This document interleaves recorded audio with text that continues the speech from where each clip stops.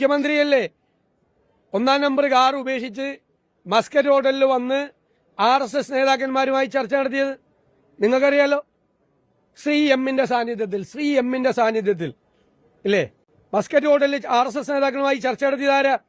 പിണറായി വിജയൻ ഞങ്ങളെ പഠിപ്പിക്കണ്ട, അദ്ദേഹത്തിന്റെ പഴയ മുൻകാല ചരിത്രമൊന്നും പഠിപ്പിക്കണ്ട. അതേ കോലീബി എന്ന് പറയാ, അതിനേക്കാളും മുമ്പുള്ള ഒരു ചരിത്രം ഉണ്ടല്ലോ. RSSന്റെ കൂടി പിന്തുണയോടുകൂടിയല്ലേ ജയിച്ചു വന്നത്. 77 അസംബ്ലിയിൽ ജയിച്ചു വന്നത് RSSനോട് പിന്തുണയോടുകൂടിയല്ലേ.